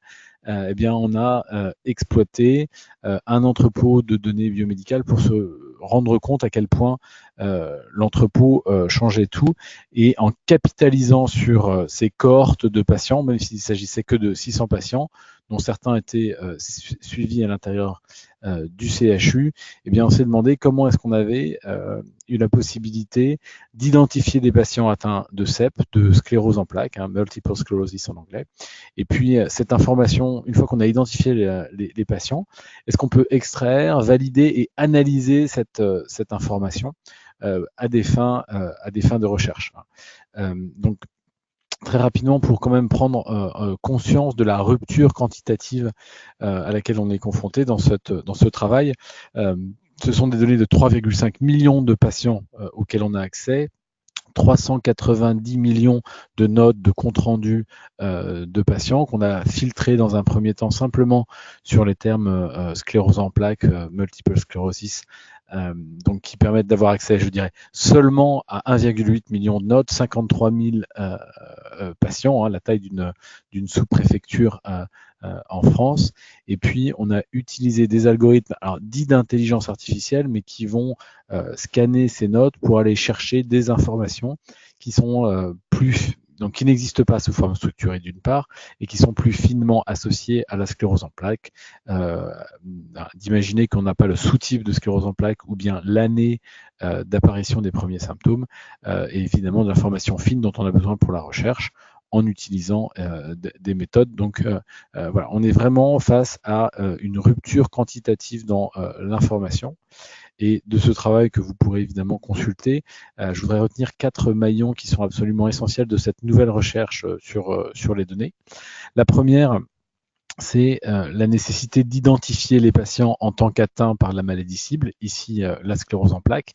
Eh bien, il s'agit de qualifier la capacité de l'algorithme d'extraction des données en termes de véracité, comme pour un test diagnostique. Eh bien, on obtient ici à peu près 90% de vrais positifs. Et dans les autres positifs, eh bien, on peut procéder à la vérification en utilisant l'information ou en vérifiant manuellement si les patients qui ont été identifiés par l'algorithme comme sclérose en plaques le sont effectivement. Et donc là, selon les requêtes, on est à 50 à 90% de taux de vrais positifs. Donc on s'intéresse à la fois aux vrais positifs et aux faux positifs. S'intéresser aux négatifs est plus compliqué. Deuxième point extrêmement important, c'est de valider la qualité de l'information qui est extraite. Est-ce qu'elle est à niveau pour faire de la recherche? Eh bien, que ce soit sur les variables qualitatives ou bien les variables quantitatives, on calcule des coefficients de qualité des données tels que les ICC ou des kappa pondérés qui sont entre 0,6 et 0,9. C'est ce qui veut dire que l'information utilisée dans le cadre du soin, elle est fiable et elle est du niveau de celle qui est utilisée ou produite à des fins uniquement de recherche. Peut-être les deux dernières leçons sont peut-être à la fois les plus intéressantes et les plus difficiles. La première, elle concerne les biais inhérents à ces jeux de données qui sont dits effectivement en vie réelle. Ce n'est pas pour ça qu'ils ne sont pas dénués de biais, des biais d'information. Et un exemple extrêmement simple, c'est que nous avons montré qu'on avait plus d'informations à disposition pour les patients les plus sévères. Donc plus un patient a de symptômes et qu'il est compliqué à traiter, évidemment, plus on va le voir dans un CHU et donc plus on aura d'informations collectées à son sujet. Il s'agit là d'un biais typique de l'épidémiologie, de biais d'information. Et ce qui est extrêmement intéressant et fertile dans les interactions avec nos collègues cliniciens, c'est de montrer en vie réelle que des observations qui ont été faites en recherche ou dans le cadre d'essais cliniques sont retrouvées dans ces jeux de données. Donc ici, c'est à peu près 6000 patients qui sont désormais disponibles à l'analyse et on a montré, suite à la mise en place de certains traitements immunomodulateurs comme le fingolimod, eh bien, que les analyses sanguines entre avant et après la mise sous traitement, eh bien, on observe, comme attendu, une modification des paramètres sanguins, un effondrement lymphocytaire ou bien une augmentation de certaines enzymes hépatiques. Donc 4 piliers: être certain qu'on identifie les patients correctement, valider l'information qui est extraite des dossiers par des algorithmes qui sont certes automatiques mais qui ne sont pas magiques, et puis réfléchir sur les biais des jeux de données auxquels on a finalement accès, même quand ceux-ci sont de grande taille, et pour enfin accéder à de la confirmation ou de la découverte d'observations qui font sens du point de vue clinique. Le professeur Cugia se joint à moi pour vous proposer quelques conclusions. Il pourra même débloquer son micro pour qu'on puisse véritablement conclure à 2 voix. Je crois que vraiment, nous avons de nouvelles sources de données qui sont issues du soin. Elles illustrent vraiment ce paradoxe moderne où effectivement les uns les autres, nous sommes de plus en plus des experts de certains types de données, de certaines pathologies, de certains types de soins. Et en même temps, il nous faut jouer collectif puisque l'enjeu est véritablement celui du partage des sources de données et des expertises, qu'elles soient épidémiologiques, informatiques ou clinique. On a ce principe qui n'est jamais seul face aux données. C'est vrai du point de vue réglementaire et éthique vis-à-vis des patients. C'est vrai aussi dans l'abord scientifique des jeux de données qui vont requérir de multiples expertises. Et c'est à cette seule condition que nous serons capables de répondre aux défis que représente cette rupture quantitative dans la masse de données disponibles. Au risque de nous répéter, le matériel de départ, le prima materia de tous ces travaux, ce sont les données. Et ces données, elles ne parlent pas d'elles-mêmes. C'est l'expertise du domaine qui s'exprime à travers elles. Et véritablement, la compréhension, la qualité des données sont un enjeu bien plus important qu'il ne l'était par le passé, puisque la disponibilité technique de ces données, elle est résolue par les outils du numérique. Et je crois que avec le GIRC, avec Hugo, eh bien, c'est un des axes prioritaires que cette recherche multicentrique Marc l'a rappelé avec beaucoup de modestie, hein, mais ça reste quand même la plus grande base de données cliniques en Europe, avec donc une co-construction du Health Data Hub et essayer de proposer des modes d'organisation de ces hubs locaux, avoir une expertise qui joue collectif sur le partage des données à l'échelle nationale et qui sait aussi respecter les expertises à proximité des lieux de production des données. Et c'est, je crois, ce que tente d'encourager le GIRC avec un appel à projet tout juste sorti sur l'exploitation des données de santé du Grand Ouest. Et je vous invite à contacter vos référents données massives en santé à la clinique des données, dans les centres des données cliniques sur l'ensemble de notre territoire du Grand Ouest. Et je laisserai le mot de la fin à Marc Cudjar. Non, tu as parfaitement résumé les conclusions de ce que l'on souhaitait partager. Effectivement, cet appel d'offres va permettre également de rapprocher les différentes équipes et de lancer des projets collaboratifs à l'échelle Hugo. Et je pense que c'est une initiative tout à fait remarquable qui va permettre d'aller plus loin dans les semaines et les mois à venir. Voilà. Merci pour votre attention et la possibilité d'avoir pu nous permettre de vous présenter ces différents enjeux tout à fait exaltants. Merci beaucoup, Monsieur Cudjar, Monsieur Gouraud. Donc le professeur Aubé s'excuse parce que, étant lui-même praticien, il a été appelé d'urgence parce qu'il est de garde. Voilà, donc nous vous remercions pour cette présentation très intéressante. Effectivement, on s'aperçoit que le centre de données massives, c'est un outil vraiment extrêmement puissant au service de tous, ce qui nécessite néanmoins une gouvernance et un encadrement coordonné. Et pour maintenir l'avance Hugo et dans le contexte national, il y a nécessité effectivement de poursuivre ce développement qui, comme vous l'avez dit, Monsieur Gouraud, représente un axe prioritaire pour les hôpitaux du Grand Ouest. Effectivement, vous l'avez très bien rappelé aussi, qu'aujourd'hui a été lancé l'appel à projet données massives en santé. Donc, les dépôts des LOI est attendu pour le 15 mars. Donc, nous avons communiqué tous les outils nécessaires pour déposer ces lettres d'intention. Donc, rapprochez-vous soit de vos DRCI ou de nous. Voilà, le GIRC Grand Ouest. Alors, les prochains… Ah oui, excusez-moi. Pour l'instant, nous n'avons pas eu de questions par chat. En revanche, n'hésitez pas à vous manifester si vous avez besoin d'échanger autour de ce qui vient d'être présenté. Notamment, nous pouvons ouvrir vos micros parce que je peux contrôler à distance l'ouverture de vos micros. Également, je vois qu'à Tours, il y a une salle qui est mise en place pour la participation à ce Health Data Hub. Donc, n'hésitez pas à nous poser des questions.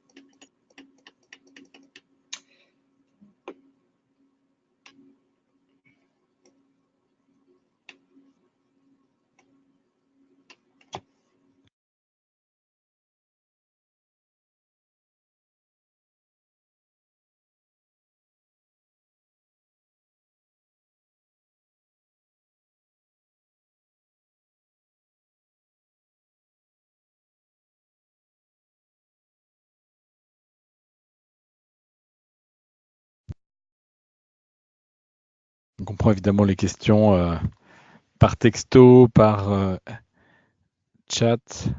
Alors là, nous avons une remarque de la DRCI de Rennes qui vous remercie pour cette présentation, mais pour le moment, nous n'avons pas de questions autres.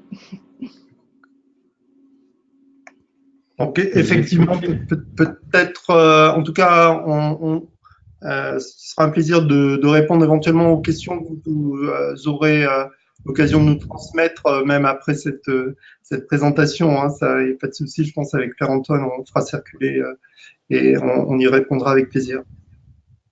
Alors, nous avons une question.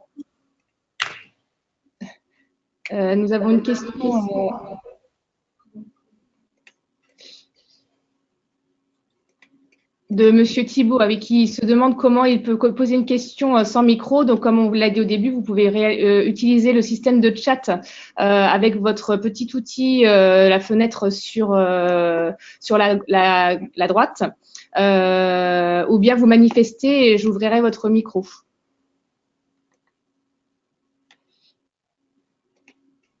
Alors, je vois que Madame Brisson de Nantes a une question. Je viens d'ouvrir votre micro, Madame Brisson. Je ne sais pas si vous nous entendez. Madame Brisson, je viens d'ouvrir votre micro.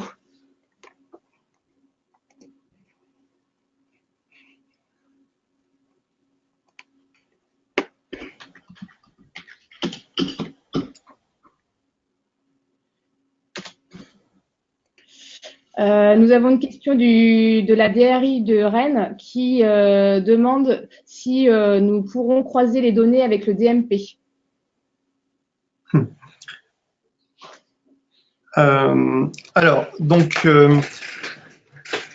Alors aujourd'hui, le DMP est en train d'être déployé. Vous savez qu'il y a eu un certain nombre d'années pour que ce dispositif puisse être véritablement mis en œuvre.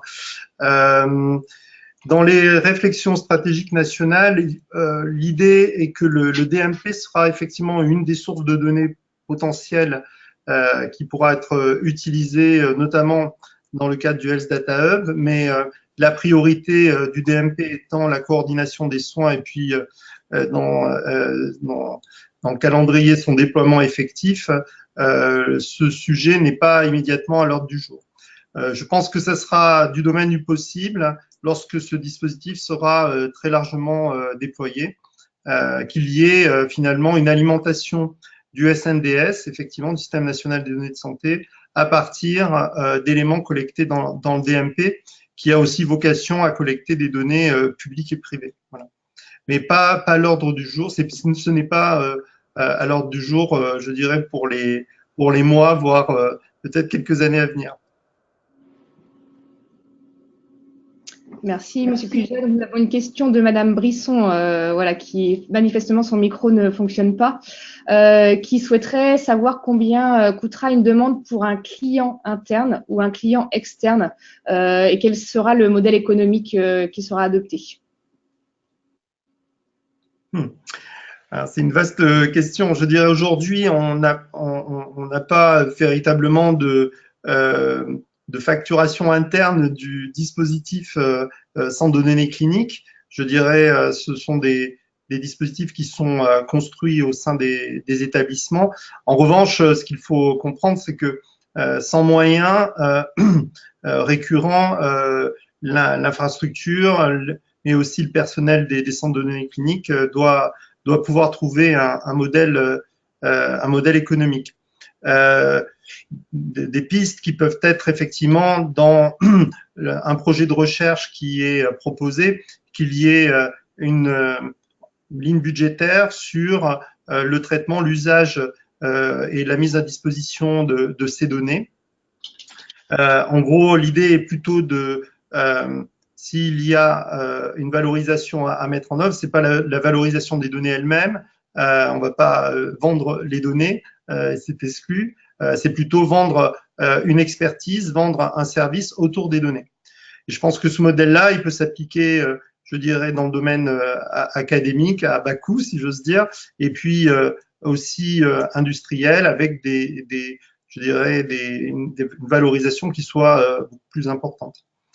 En tout cas, c'est une réflexion que tous les CHU ont actuellement. Donc, j'ai eu la chance de piloter avec Rémi Bragel, qui était mon complice au CHU de Brest, un groupe auprès de la CRI, la conférence recherche et innovation la commission recherche et innovation de la conférence des DG.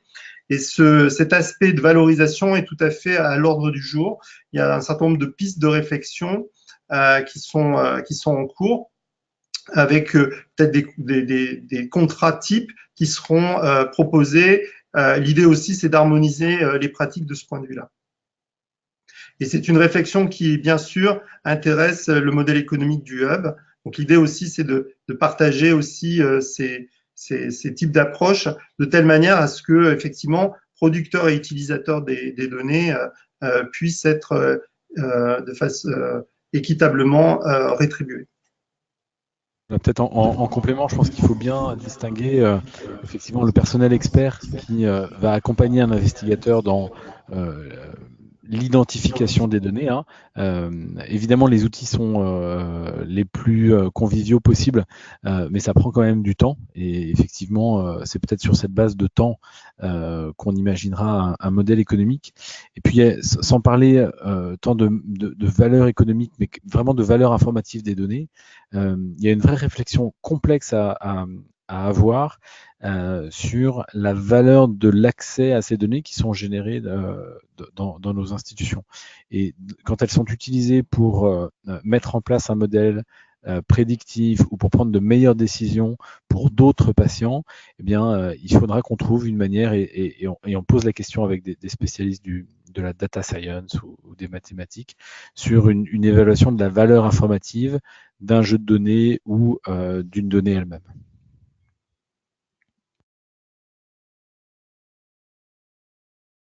Merci. Nous avons une question de Monsieur Thibault qui souhaiterait donc vous poser une question oralement. Je viens d'ouvrir votre micro, Monsieur Thibault. Je ne sais pas si vous nous entendez.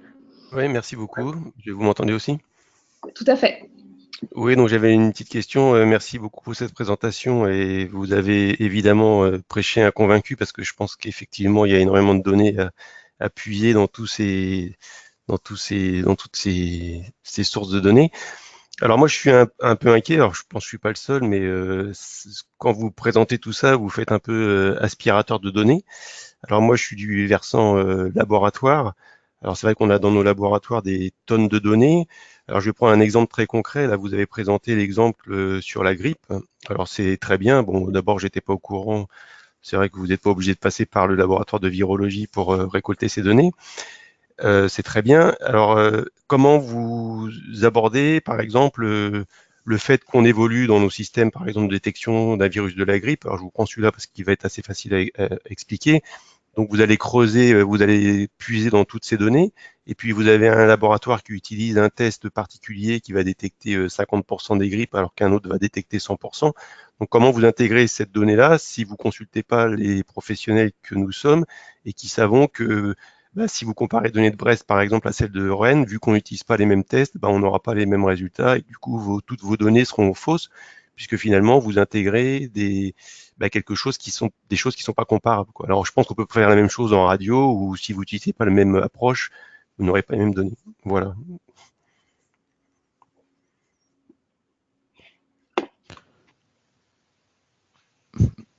Marc, je te laisse répondre si c'est sur la grippe, mais je veux bien commenter si tu veux aussi. Je prends la parole en fait. Oui, vous avez parfaitement raison, hein, c'est une question très pertinente. En fait, ce qui était particulièrement étonnant sur ce travail, c'est que c'est vraiment une approche qui est dite data-driven, c'est-à-dire qu'on n'avait pas d'a priori sur le type de données qu'on allait utiliser. Et simplement en cherchant par exemple le terme grippe dans l'ensemble de la masse de données que l'on dispose, dont on dispose, eh bien, on va avoir un signal qui est très proche du signal épidémique.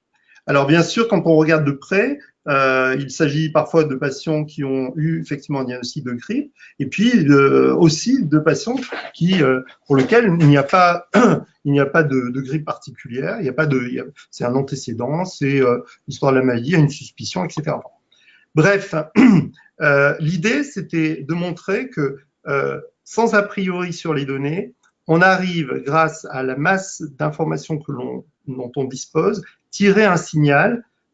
Même si on n'a pas une vision très précise des données que l'on va rentrer dans le modèle. Et c'est assez surprenant. Hein, l'idée, c'est que probablement il y a un lissage des erreurs, si vous voulez, à partir de l'extraction de cette masse d'informations. Je dirais la qualité de ce signal est en fait apportée par la masse de données alors qu'on a effectivement de l'hétérogénéité. On n'aurait pas forcément les mêmes données à Brest, ou dans un autre centre, mais la masse d'informations dont on dispose permet de générer ce signal.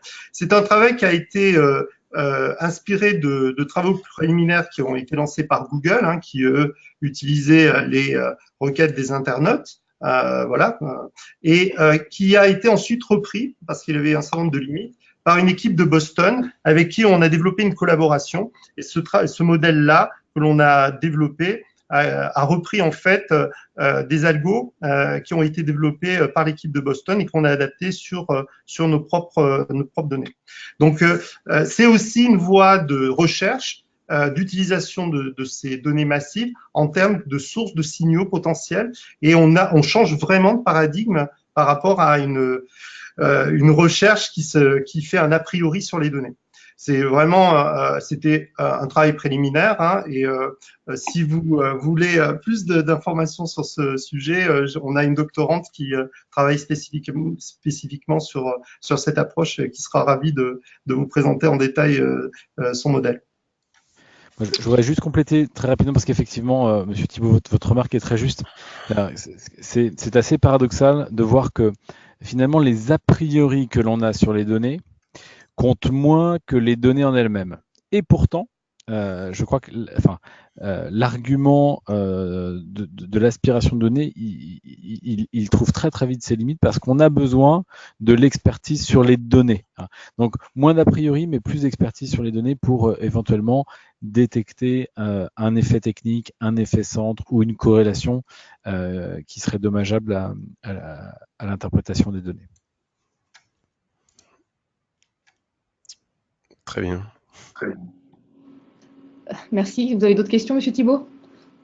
Ouais, j'avais, si je peux me permettre, une autre question, mais si je veux pas non plus monopoliser le. Nous avons deux autres questions après la vôtre, mais allez-y.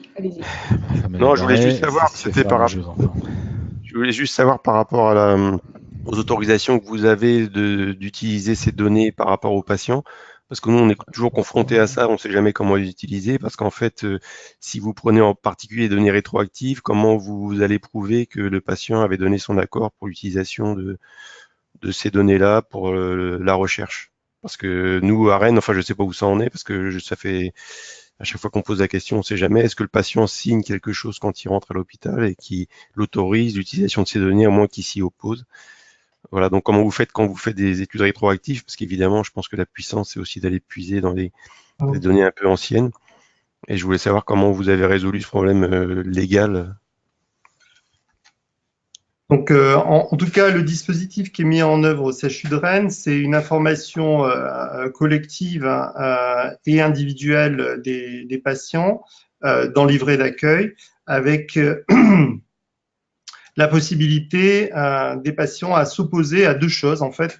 Est-ce que leurs données individuelles, même déidentifiées, soient transmises à des équipes ou des tiers, hein, dans le cadre d'une réutilisation pour la recherche.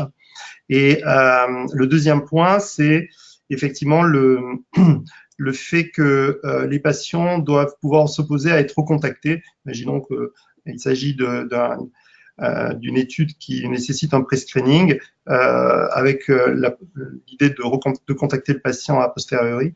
Donc, les patients peuvent s'y opposer. Donc, c'est un modèle qui a été validé par la CNIL et qui devra effectivement évoluer vers quelque chose qui sera plus de l'ordre du consentement par étude. Ceci dit, ça nécessite de mettre en place, je dirais, tout un processus qui est loin d'être simple. Mais en tout cas, aujourd'hui, que ce soit à l'échelle Hugo ou dans d'autres établissements, notamment avec à la PHP, hein, qui a un entrepôt de données de santé massif, c'est la procédure qui est en vigueur. Et donc, cette information, elle est effectivement stockée. Et là, aujourd'hui, si un patient s'oppose à l'utilisation de ces données, elle s'applique à toute étude. Et donc, on ne transmettra jamais de données depuis le centre de données cliniques si le patient s'y opposait, même déidentifié. Donc, principe de non-opposition a priori, et les moyens techniques qui permettent à chacun des patients d'être informé et de s'opposer. Pour vous donner un ordre d'idée, depuis que c'est mis en place au CHU, dont on a à peu près un par semaine, qui envoie un email, un courrier, et qui s'oppose à ce que ces données soient réutilisées pour la recherche. Très bien, merci. Merci. Nous avons une autre question de M. Riochet, qui est coordinateur du réseau recherche en santé de l'enfant à Hugo Pérenne au CHU de Nantes, qui se demande si les données concernent également les enfants et si elles sont accessibles comme celles des adultes. Alors, oui, tout à fait. Quand on entre un peu dans le détail, effectivement, il y a des spécificités de certaines données. Chez les patients mineurs, d'une part, mais il y a aussi d'autres catégories de patients sous tutelle, etc., pour lesquels on a des particularités. Mais en tout cas, il est tout à fait possible d'exploiter des données en lien avec des cohortes ou des registres qui existent. Voilà, le professeur Rosé, avec qui j'en ai déjà discuté, est tout évidemment très intéressé pour qu'on puisse à terme utiliser ces données. Il y aura toujours quand même une dimension réglementaire, notamment si il y a appariement entre des données d'une cohorte et des données issues de soins. Donc il y a des démarches réglementaires à faire. Hein, voilà. C'est difficile à la fois d'exposer notre volonté d'accompagnement, de montrer des perspectives vraiment nouvelles d'enrichissement de ces cohortes, sans pour autant ne pas laisser l'impression que ces données sont là. Elles ne sont pas là en accès libre, elles sont là de manière tout à fait encadrée par projet avec un protocole qu'on aura à cœur de détailler avec vous.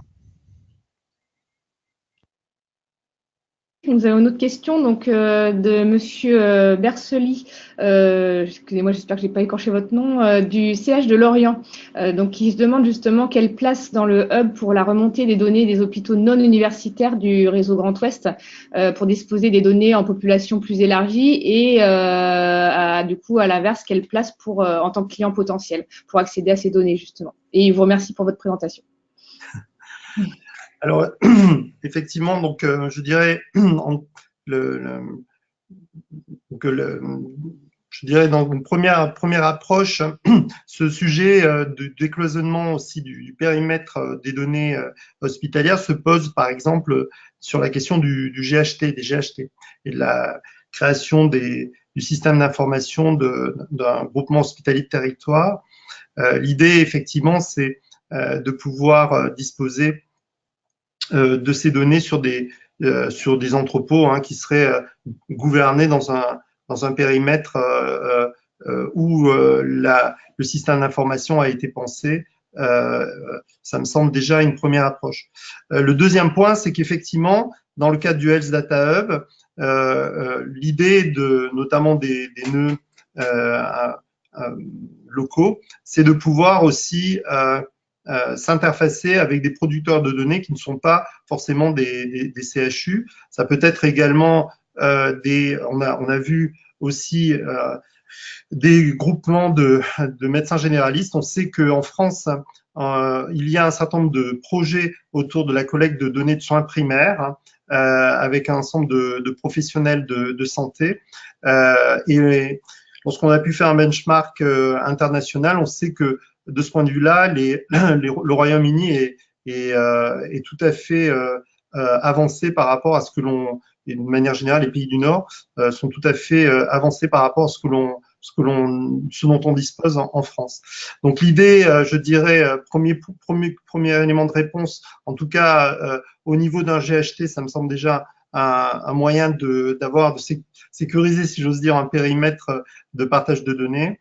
Et au-delà, en tout cas, l'objet du hub est de pouvoir à la fois mettre en interface des producteurs de données, pas forcément publics, et des utilisateurs de données, pas forcément académiques. Voilà. Merci. Nous avons une autre question de Gwenelle Soulard au CHU d'Angers, donc qui gère la base clinico-biologique nationale des glioblastomes et qui souhaiterait savoir ce qu'il en est des données de radiologie, si actuellement elles sont exploitables également. Alors, Aujourd'hui, dans les dispositifs qu'on a pu déployer dans l'interrégion, on intègre les données de compte-rendu de radiologie. En revanche, on a également, alors, on n'a pas présenté les autres projets que l'on conduit dans le cadre de ce déploiement. On mène également un projet qui vise à enrichir les entrepôts de données cliniques avec des données d'imagerie. L'idée est de pouvoir, du moins, permettre d'avoir des mécanismes qui extraient les données des archives radiologiques, ce qu'on appelle les PACS, sur projet en fonction des critères d'éligibilité, par exemple, d'une étude.